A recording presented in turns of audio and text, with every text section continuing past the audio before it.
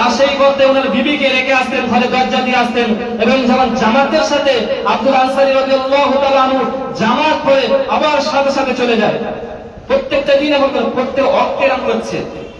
তখন আরো সাহাবীরা বলছে যে আব্দুল আনসারী রাদিয়াল্লাহু তাআলা আনহু উনি প্রতি ওয়াক্তে নামাজ আসে, ছুটে চলে আসে, আবার নামাজ শেষ হয়ে যায় আবার ছুটে চলে যায়, ছুটে আসেন আবার ছুটে চলে যায়। তখন এমন অবস্থায় রাসূলুল্লাহ সাল্লাল্লাহু আলাইহি ওয়াসাল্লাম আসলেন, বলছে তোমরা কি বিষয় নিয়ে আলোচনা করছো, তোমরা কি বিষয় নিয়ে আলোচনা করছো?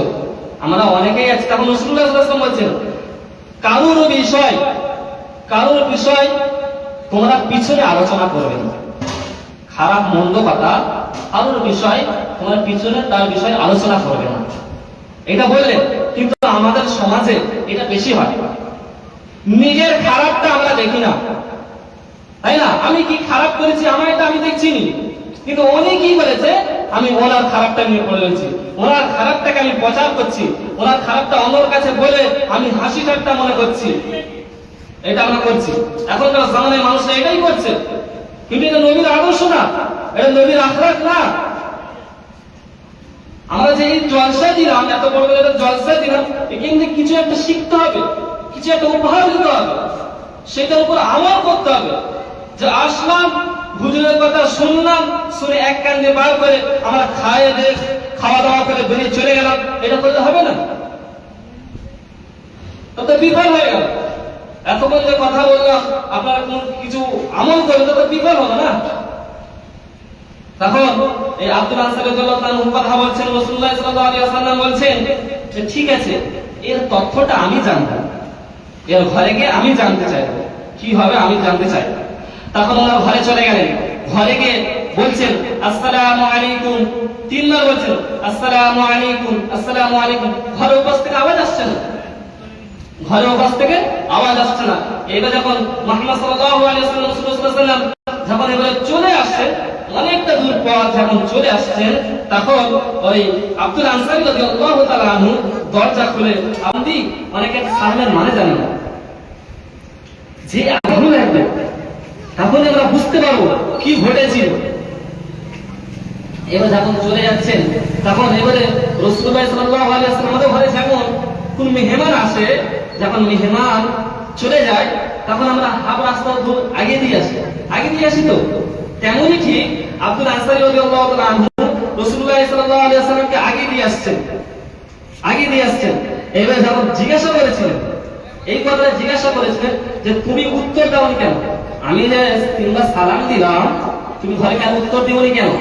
তখন বললেন যে এমন অবস্থায় ছিলাম, তখন মুহাম্মদ সাল্লাল্লাহু আলাইহি ওয়াসাল্লাম বলছেন যে আমি এমন অবস্থায় ছিলাম, আমি এত অসহায়, আমি এতটাই অসহায় যে আমার কাপড়, আমার পোশাক একটাই।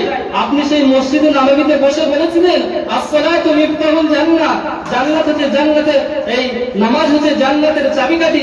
সেইটা আমার বিবিকে এসে বলেছিলাম, পোশাক একটাই বলে আমি গর্ত খুলে আমি সেই বিবিকে আমি রেখে আসি, লম্বভাবে আমি রেখে দিয়ে আসি।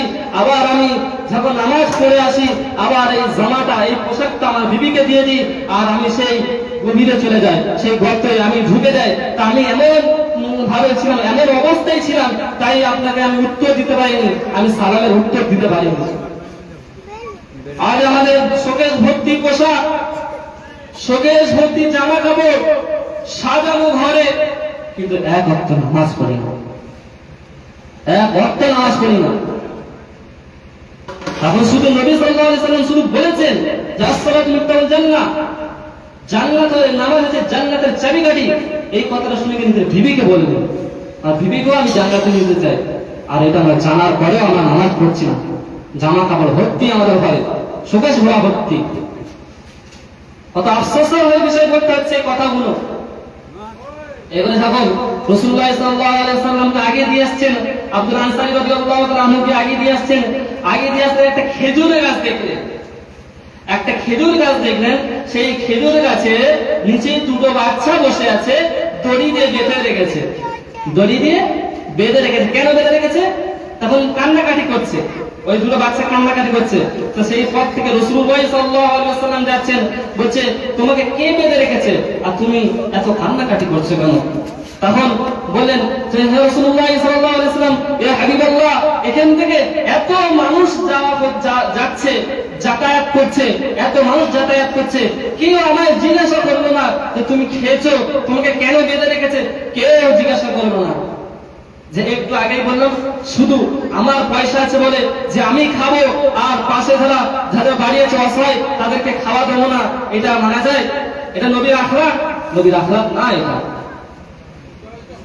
যারা গরিব অসহায় তাদেরকে তাদের দায়িত্ব বহন করতে হবে, বিরাট বড় স্বভাব এইগুলো। তখন এবারে ওই দুটো বাচ্চা কানতে কানতে বলছে যে তোমার কারা? তখন ওই দুটো বাচ্চা কানতে কানতে বলছে যে আমি এই আব্বাজান আমার আব্দুল আনসারী রাদিয়াল্লাহু তাআলা আনহু, ইনি আমার আব্বাজান, এক সপ্তাহ হয়ে গেছে আমার তোমাদের চুলে আগুন জ্বলে না। কাঁদছে আর বলছে এইভাবে। তো এই কথাটা শুনে আব্দুল আনসারী চুপ হয়ে গেলেন, উনি আওয়াজ ধরে কাঁদছেন। দেখুন আজ আমাদের ঘরে প্রত্যেকটা দিন গ্যাস জ্বলে, প্রত্যেকদিন চুলে জ্বলে, প্রত্যেকদিন খাচ্ছি, এবার প্রতিটা বেলায় আমরা খাচ্ছি, কিন্তু আমরা নামাজ পড়ছি না। কত দুঃখের বিষয়ে বলতে হচ্ছে এই কথাগুলো। তাদের ঘরে এক সপ্তাহ আগুন জ্বলে না, তারা নামাজ পড়ছে, খেজুর খেয়ে বেঁচে আছে। তো সেই দুটো বাচ্চা এক ইহুদির গাছে খেজুর না বলে খেয়ে নিয়েছিল। তাই সেই ইহুদি ওই দুটো আব্দুল আনসারী রাদিয়াল্লাহু তাআলা আনহু ওনার দুই সন্তানকে ওই গাছে বেঁধে রেখেছেন।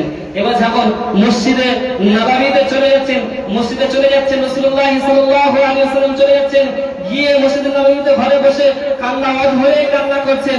তখন এবারে হযরত ওমর রাদিয়াল্লাহু তাআলা আনহু ছুরি বার করে বলছেন যে আমি বেঁচে থাকতে আপনাকে কে কাঁদায়? হযরত ওমর রাদিয়াল্লাহু তাআলা আনহু বলছেন যে আমি বেঁচে থাকতে আপনাকে কে কাঁদায়? কার এত বড় সাহস হয়েছে? তাও রাসূলুল্লাহ সাল্লাল্লাহু আলাইহি ওয়াসাল্লাম বলছেন তুমি আমায় চুপ করতে পারবে না। আবার যখন আবু বকর সিদ্দিক রাদিয়াল্লাহু তাআলা আনহু আসলেন যে আমি বেঁচে থাকতে আপনাকে কে কাঁদায়? আমি আপনার জন্য জান দিয়ে দেবো, তাও আপনাকে আমি কাঁদতে দেবো না। কত ভালোবাসতেন দেখেন আবু বকর সিদ্দিক রাদিয়াল্লাহু তাআলা আনহু, এতটাই নবীকে ভালোবাসতেন, নিজের জানকে পরোয়া করতেন না।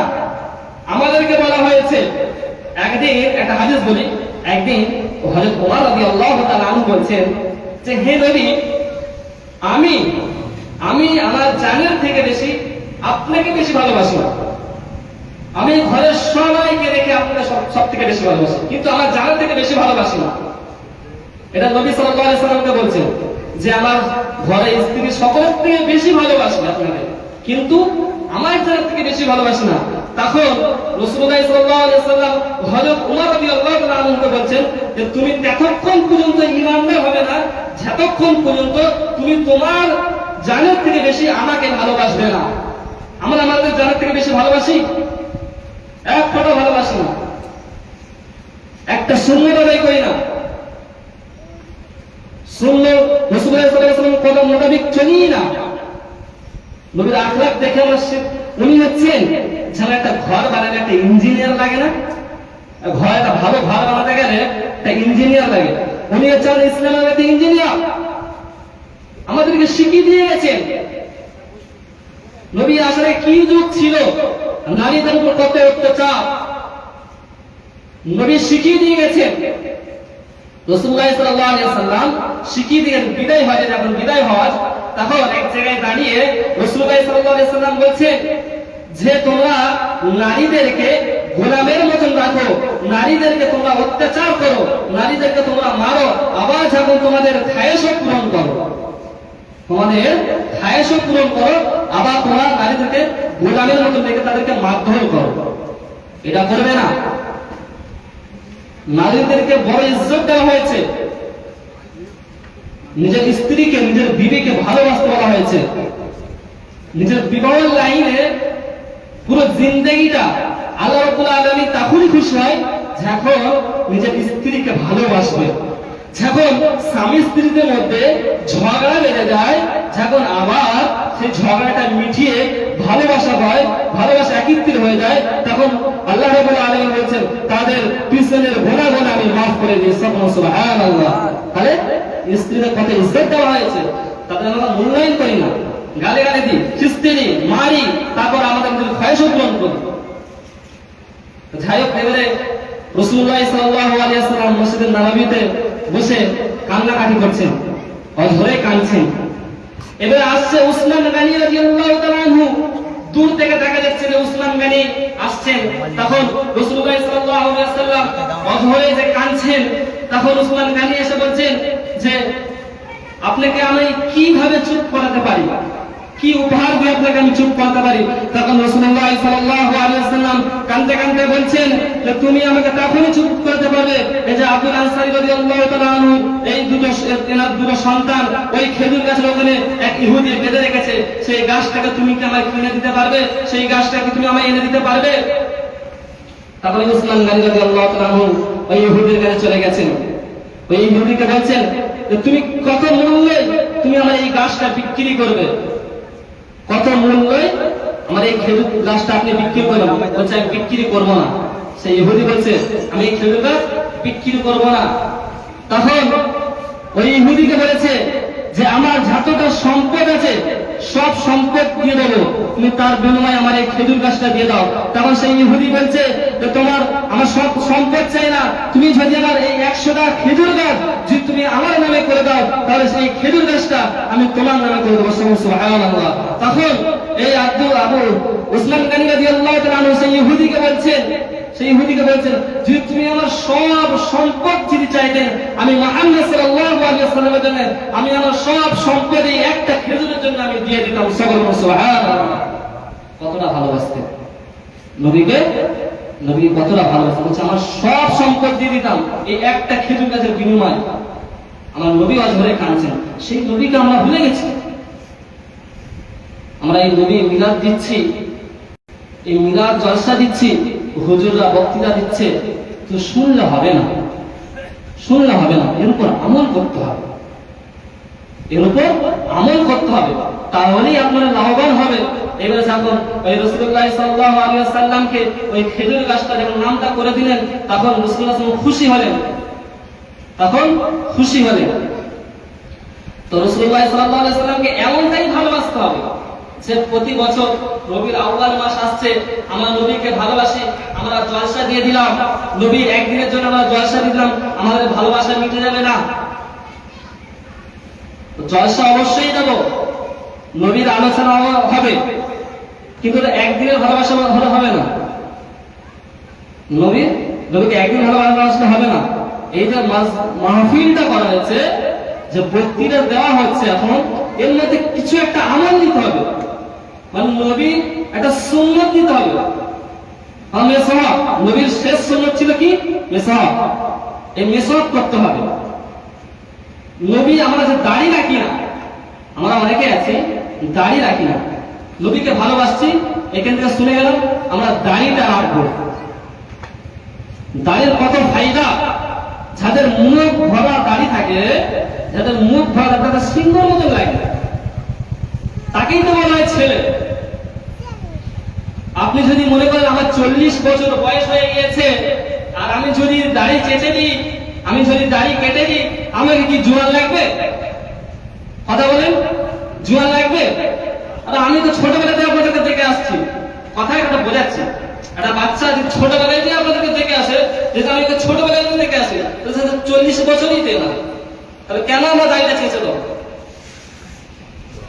একটা সাহাবীর একটা দাড়ি ছিল, হঠাৎ একটা দাড়ি, এই দাড়িতে ফেরেশতা খেলা করছে, ফেরেশতা খেলা করছে। তো নবী এটা দেখে খুব হাসতেন। তো সেই সাহাবী কি করলেন, যে সবসময় হাসে, সবসময় আমাকে দেখে হাসছেন, তাই এই দাড়ি কেটে দিয়েছে, চেঁচে দিয়েছে। তারপরে যখন সাহাবীকে দেখছেন নবী অঝরে কাঁদছে, বলছে কেন কান্না করছেন? বলে এক একটা দাড়িতে 70টা ফেরেশতা করে খেলা করে। সকল সুবহানাল্লাহ। তাহলে কত নিয়ামত, এই নিয়ামতটাকে আমরা কেটে দেবো? এই নিয়ামতটাকে আমরা চেঁচে দেবো কেন? চেঁচে দিলে কি জোয়ান লাগবে? কলপ করলে কি জোয়ান লাগবে? আমরা সকলেই তো জানি আপনার বয়স হয়ে গেছে। কালারের যে কালার করা হয়, এই কালার করা যাবে না, জায়েজ নেই।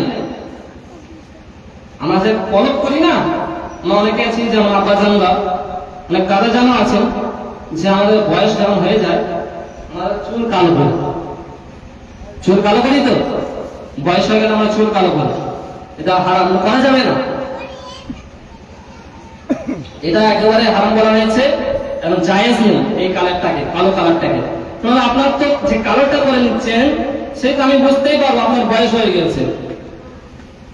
যাই হোক, নবীর একটা সুন্নত হলে আপনি আমল করুন।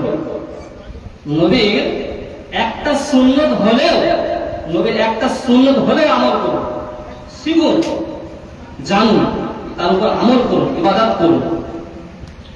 তো রাসূলুল্লাহ সাল্লাল্লাহু আলাইহি ওয়াসাল্লাম একদিন জিবরাইল আলাইহিস সালামের সাথে বসেছিলেন। এটা বর্ণনা করছেন আব্দুল্লাহ ইবনে আব্বাস রাদিয়াল্লাহু তাআলা আনহু থেকে বর্ণিত আছে। রাসূলুল্লাহ সাল্লাল্লাহু আলাইহি ওয়াসাল্লাম বলেন, একদিন আমি জিবরাইল আলাইহিস সালামের সাথে বসেছিলাম। একদিন আমি জিবরাইল আলাইহিস সালামের সাথে বসেছিলাম, দেখলাম হঠাৎ একটা আকাশের উপর আওয়াজ হলো, আকাশের উপর একটা আওয়াজ হলো, একটা দরজা খোলা হলো। তখন জিবরাইল আলাইহিস সালাম বলছেন যে এই দরজাটা আপনার জন্য একবারই, প্রথমবারই খোলা হলো। সকলে সুবহানাল্লাহ, প্রথমবার। এতদিন নবী এসেছেন, আমাদের হযরত মুহাম্মদ সাল্লাল্লাহু আলাইহি ওয়াসাল্লাম এসেছেন, তার সত্য ওনার যে এত নবী এসেছেন তার সময় দরজাটা খোলা হয়নি, আরো সাথে নবী এসেছেন, কিন্তু আমাদের নবীর সময় হযরত মুহাম্মদ সাল্লাল্লাহু আলাইহি ওয়াসাল্লামের সময় এই দরজাটা আকাশ থেকে প্রথমবার খোলা হচ্ছে। এবং যে একটা ফেরেশতা এসেছে রাসূলুল্লাহ সাল্লাল্লাহু আলাইহি ওয়াসাল্লামের কাছে, জিবরাইল আলাইহিস সালাম বলছেন এই ফেরেশতাটা আপনার কাছে প্রথমবার এসেছে। সুবহানাল্লাহ, প্রথমবার। তখন ওই ফেরেশতা বলছেন যে আপনার জন্য আমি দুটো নূর এনেছি। কয়টি? বলছে আমি দুইটি নূর এনেছি। বলছে কি? তখন ওই ফেরেশতা বললেন যে আমি সূরা ফাতিহা, কি সূরা ফাতিহা এবং সূরা বাকারা, সুবহানাল্লাহ, এই দুটি নূর দিয়ে গেছেন। এই যে সূরা ফাতিহা, এটা কোরআন মাজিদের মা বলা হয়, এবং এর আরেকটা নাম আছে। আমরা সূরা ফাতিহা সকলেই জানি তো, কিন্তু এর আরেকটা নাম কে বলতে পারবে? হ্যাঁ, শিফা। শিফা কি? শিফা মানে উপকার। এইটা যদি পড়তে পারে শিফা, তাহলে কি হবে? আপনার একটা উপকার হবে। কেমন উপকার শুনুন। এইটা বর্ণনা করছেন খিদির রাদিয়াল্লাহু আনহু, বলছেন যে আমরা একটা সফরে গেছিলাম, আমি একটা সফরে গেছিলাম। সেই সফরে আমরা একদিন তাবু খাটিয়েছিলাম। তাবু খাটিয়ে সেখানে আমরা সকলেই ছিলাম, কিন্তু সেই পাড়ার যে নেতা, এক একটা নেতা হয় না, পাড়ার একটা নেতা হয়তো, সেখানকার একটা নেতাকে সাপে কামড়েছে। সাপে কামড়েছে।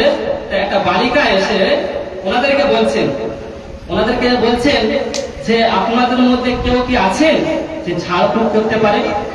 তাই একজন ওনাদের মধ্যে, যে কাফেলাদের মধ্যে একজন বললেন যে হ্যাঁ আমি ঝাড়ফুঁক করতে পারি। তো উনি গেলেন, উনি গিয়ে ঝাড়ফুঁক করলেন। আল্লাহর রহমতে উনি সুস্থ হয়ে গেলেন। সুস্থ হয়ে আর 30টা বকরি হাদিয়া করেন। সুবহানাল্লাহ, 30টা বকরি হাদিয়া করলেন। তাই এবারে ওনাদের মধ্যে আলোচনা করছেন, যেসব কাফেলারা গিয়েছিলেন, আলোচনা করছেন যে আমরা গিয়েছি, ইনি যে গেছেন কি করে ফুঁক দিলেন, কি করে ফুঁক দিলেন তো ঠিক হয়ে গেল। ওনাদের মধ্যে আলোচনা করছেন। তো বলে যে 30টা বকরি দিয়েছে, আমরা যে ঝাড় ফুঁক করলো এর কি হাতে নেওয়া যাবে বা খাওয়া যাবে? ওনারা খায়নি। এবার যখন সফর থেকে ফিরছে তখন রাসূলুল্লাহ সাল্লাল্লাহু আলাইহি ওয়াসাল্লামের কাছে গিয়েছেন। গিয়ে এবারে জিজ্ঞাসা করছেন যে আমাদের মধ্যে এমন অবস্থা হয়েছিল, একটা নেতা সাপে কামড়েছিল, ঝাড়ফুঁক করেছি, 30টা বকরি আমাদেরকে হাদিয়া করেছিল, এটা কি খাওয়া যাবে? বলছে তোমাদের মধ্যে কে ঝাড়ফুঁক করেছিল? এখানে আসো, এখানে আসো। বলছে তুমি কি পড়ে ফুঁক দিয়েছিলেন? তারপর হাবিবুল্লাহ রাসূলুল্লাহ, আমি সূরা ফাতিহা পড়ে ফুঁক দিয়েছিলাম, তাই আল্লাহ রাব্বুল আলামিন তাকে শিফা দিয়েছিলেন। তা বলছে যে 30টা বকরি দেওয়া হয়েছে, এটা কি খাওয়া যাবে?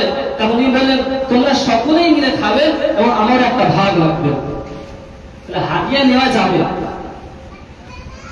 যাই হোক, রাসূলুল্লাহ সাল্লাল্লাহু আলাইহি ওয়াসাল্লাম এই যে সূরাতুল ফাতিহা শিফা কেমন দেখেন। যখন আমাদের ঘরে অনেক শিশু বাচ্চা থাকে, আমাদের ঘরে শিশু বাচ্চা যাদের ঘরে আছে, এক্ষেত্রে একটা আমল নিয়ে যান। এই আমলটা করবেন, যখন নামাজ পড়া হয়ে যাবে সূরা ফাতিহা পড়বেন, আপনার সুন্নাত সব আদা হয়ে যাবে। আপনি 7 বার করে সুন্নাত আদায়, 7 বার করে সূরা ফাতিহা ইবাদত করবেন। ঝাড়ফুঁক করে, এবার যেই জিনিস ঝাড়ফুঁক দিতে সেটার উপরে আমল করতে হয়।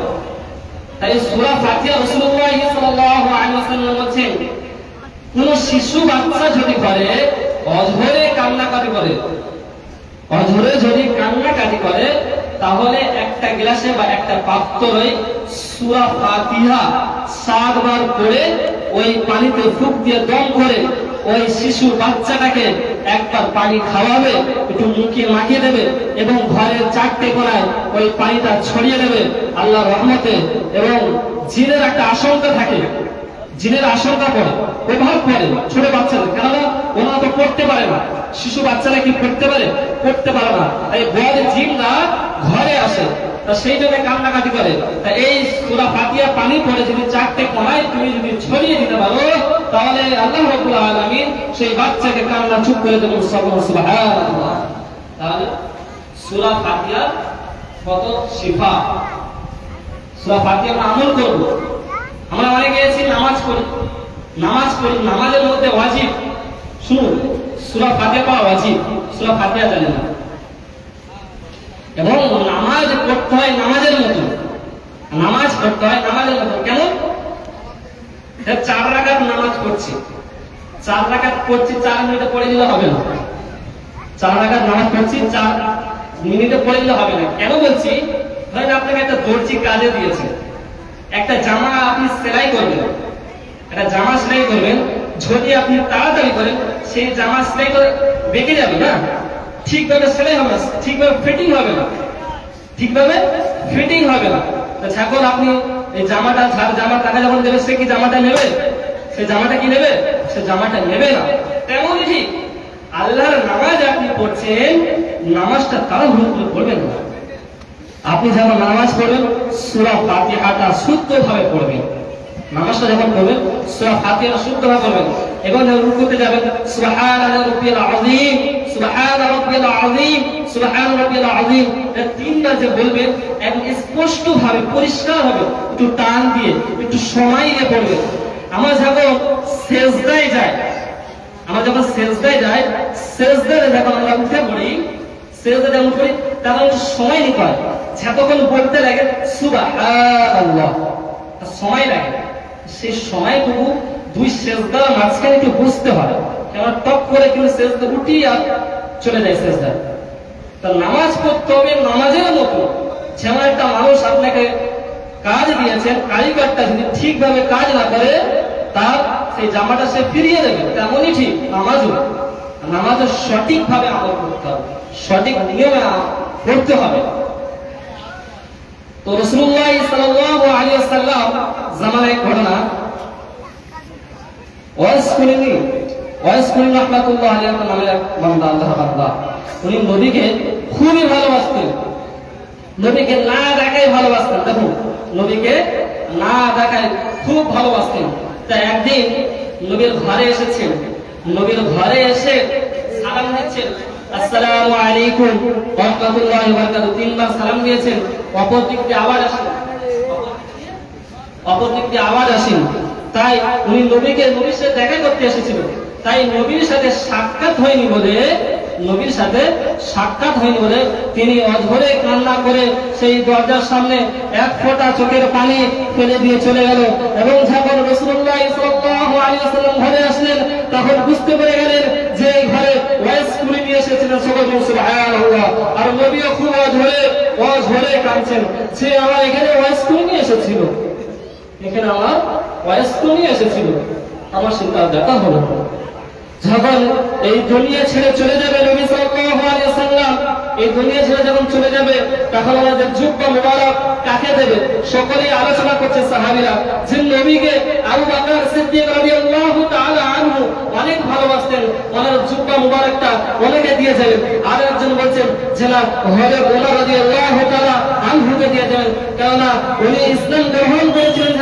তখন কাবার হাকিমের ওই জায়গাতে দাঁড়িয়ে উনি বলছেন, কে আসো এবারে তুমি আমাকে তুমি থাকাবে, ইসলামকে থাকাবে তুমি। হযরত ওমর রাদিয়াল্লাহু তাআলা বলেছেন, উনি নবীকে এত ভালোবাসতেন। তখন প্রকাশ্যে ইসলাম গ্রহণের কথা চালু হয়ে গেল।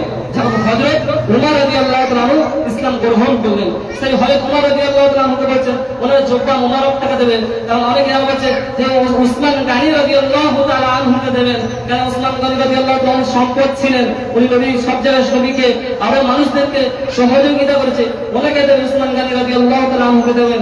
আবার একজন বলছেন যে হযরত আলী রাদিয়াল্লাহু তাআলা আনহুকে দেবেন, ওনার জামাইকে দেবেন।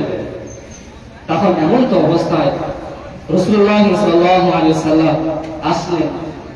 রাসূলুল্লাহ সাল্লাল্লাহু আলাইহি ওয়াসাল্লাম আসলেন, এসে এইবারে বলছেন যে তোমরা কি বিষয় নিয়ে আলোচনা করছো, তোমরা কি বিষয় নিয়ে আলোচনা করছো?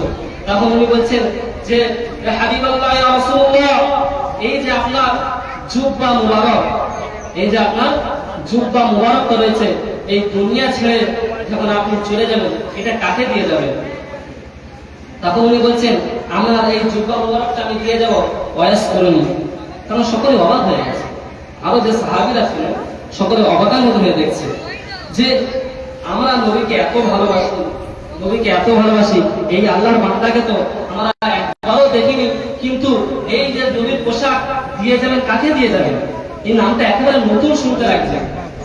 তখন এবারে বলতে লাগলেন রাসূলুল্লাহ সাল্লাল্লাহু আলাইহি ওয়াসাল্লাম বলছেন যখন আমি দুনিয়া ছেড়ে চলে যাব এই জামাটা হযরত উমর রাদিয়াল্লাহু তাআলা আনহুকে হযরত আলী রাদিয়াল্লাহু বলছে আমার নামটা আপনারা কি করে জানেন? বলছে আমাদের রাসূলুল্লাহ সাল্লাল্লাহু আলাইহি ওয়াসাল্লাম আমাদেরকে তোমাকে চিনার একটা নিশানা আমাদেরকে বলে গিয়েছিলেন, একটা নিশানা আমাদেরকে বলে গেছে। কি নিশানা? যে তোমার হাতের যে এই কালো দাগটা, এই কালো দাগটা দেখে আমরা চিনতে পেরে যাব। বলছে এই যে জুব্বা মুবারকটা আমরা যে এত ভালোবাসি আমাদেরকে দিয়ে গেলেন, আপনাকে দিয়ে যাচ্ছেন, এটা কেন? তখন এবারে ওয়াইস করে নিয়ে রাহমাতুল্লাহি আলাইহি বলতে লাগলেন যে আমি যে তায়েফের ময়দানে যে দাঁত মুবারক শহীদ হয়ে গিয়েছিল, রাসূলুল্লাহ সাল্লাল্লাহু আলাইহি ওয়াসাল্লামের যে দুটি দাঁত মুবারক শহীদ হয়ে গিয়েছিল, আমি খবরটা শুনে আমি দুটি দাঁত ডান দিকে দুটি দাঁত ভেঙে দিয়েছিলাম। আমি ভাবলাম নবী সাল্লাল্লাহু আলাইহি ওয়াসাল্লামের এই দিকে দাঁত ভাঙিনি, এই দিকে দুটি দাঁত ভেঙেছে, আমি এই দিকের দুটি দাঁত ভেঙে দিয়েছি। আবার ভাবছেন যে এই দিকের দুটো দাঁত ভাঙিনি, নিচের দুটি দাঁত ভেঙে দিয়েছে, এইভাবে আমি নিচের দুটো দাঁত ভেঙেছি। এইভাবে ভাঙতে ভাঙতে নবীর ভালোবাসা আমি সব দাঁতগুলি ভেঙে দিয়েছি। সুবহানাল্লাহ।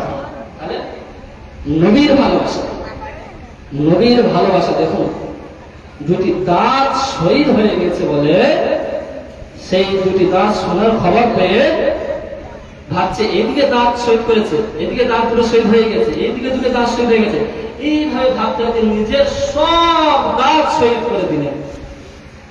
যে নবীকে আমরা এত ভালোবাসি, সেই জন্য আমাকে জুব্বাটা দিয়ে যাচ্ছে। তেমনই আমাদেরকে ভালোবাসতে হবে, নবীকে এমন ভাবেই আমাদেরকে ভালোবাসতে হবে, তাহলে যে আমরা উম্মত। আল্লাহ পাক রব্বুল আলামিন কুরআন মাজিদে সূরা আম্বিয়া 107 নম্বর আয়াতে বলেন ওমা আরসালনাকা ইল্লা রাহমাতান লিল আলামিন, আমি আপনাকে বিশ্ব জগতের জন্য আমি রহমত রূপে আপনাকে আমি পাঠিয়েছি, বিশ্ব জগতের জন্য। ইউসুফ আলাইহিস সালাম কেমন সুন্দর ছিলেন, বলতে বিশ্বের অনেক সৌন্দর্য ইউসুফ আলাইহিস সালামকে দেওয়া হয়েছিল। সুবহানাল্লাহ। মিশরের জুলাইখা ওনার প্রেমে মুক্ত হয়েছিলেন, প্রেমে মুক্ত হয়েছিলেন। উনি একটা মনে কুমন্ত্রণা আটকালেন। কেমন?